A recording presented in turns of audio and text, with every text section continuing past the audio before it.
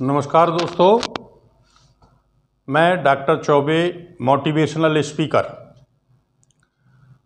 आज मोटिवेशन की स्पीच है, लेकिन बड़ा भावुक स्पीच है। अभी कुछ दिन पहले मैं एक कॉलेज में गया, तो वहाँ बच्चों को संबोधित करते हुए संस्कार क्या हैं, सनातन क्या है,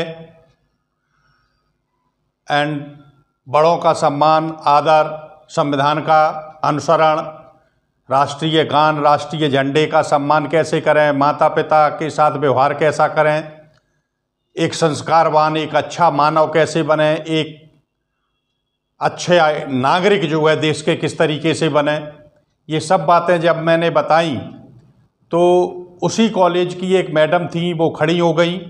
बोले, सर आप ये बातें बता रहे हैं, शायद ये बातें और बहुत से लोगों ने भी बताई, आपने भी बहुत अच्छी बताई, लेकिन शायद कहीं ना कहीं इनका कोई महत्व नहीं रह जाता।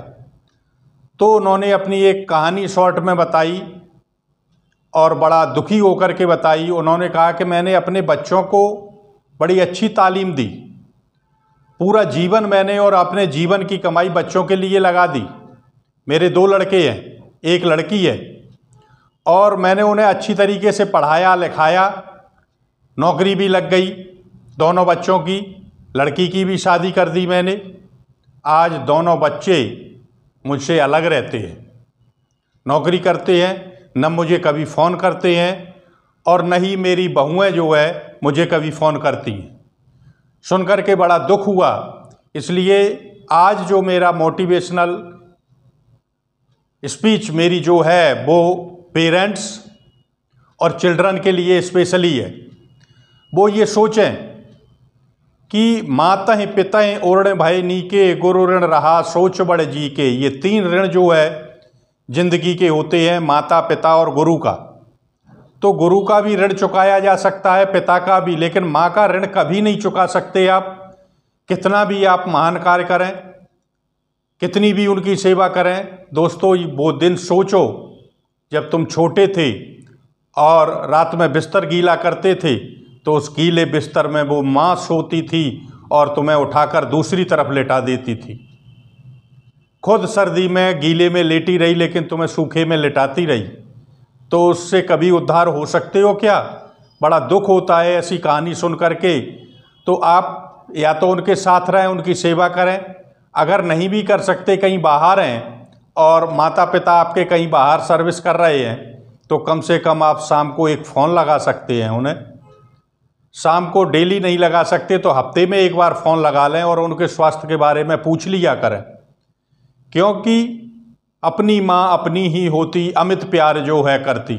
माँ के कर्ज से आप कभी मुक्त नहीं हो सकते। और उस माँ के बारे में अगर आप ये भी सोच भी लें, माता पृथ्वी पुत्रो हम पृथिव्याम, तो हम लोग तो गाय को भी माँ कहते हैं और पृथ्वी को भी माँ कहते हैं। और जिस माँ ने आपको जन्म दिया है वो साक्षात इस पृथ्वी पर देवी है आपके लिए। आपने सुना होगा कि सर्वपूज्य जो देवता हैं वो हमारे गणेश जी हैं।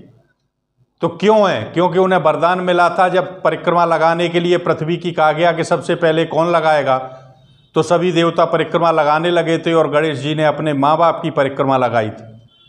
तो इससे खुश होकर के उन्हें वरदान मिला था कि जब भी देवताओं की पूजा होगी तो गणेश जी की पूजा सबसे पहले होगी। इसीलिए आज गणेश जी की पूजा होती है।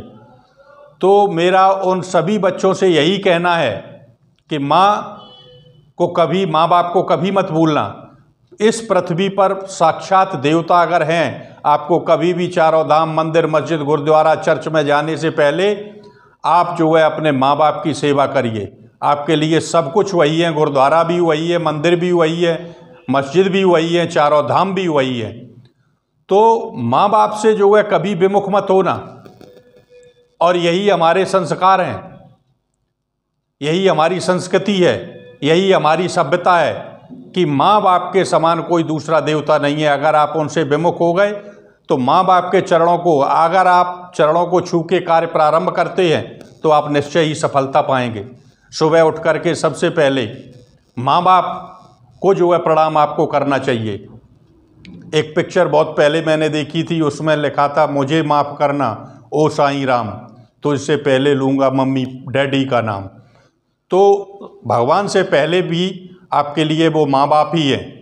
तो उनको, मैडम को मैंने सांत्वना दी और सभी बच्चों को यही समझाया कि ऐसा है, आप लोग अपने माँ बाप को प्रथम पूज्य मानें और उनकी सेवा करें। माँ बाप के आशीर्वाद जन्म जन्मांतरों तक आपके काम में आते हैं। तो आज से सभी बच्चों के लिए आज का मोटिवेशनल स्पीच जो है हमारी यही है सभी बच्चों के लिए कि माँ बाप की सबसे पहले आप सेवा करना, उनकी आज्ञा का पालन करना, बड़ों का सम्मान करना और ऐसा कार्य करना कि जिससे जो है माँ बाप गौरवान्वित हों और धन्यवाद दें ऊपर वाले को, और पूरा समाज ये कहे कि धन्य है वो माँ बाप जिनकी ऐसी संतानें होती हैं। गर्व होना चाहिए आपको, कुछ ऐसा करके जाओ जिससे माँ बाप जो है सिर उठा करके समाज में बैठ सकें और ये कह सकें कि मेरी संतान महान है। जय हिंद, जय भारत।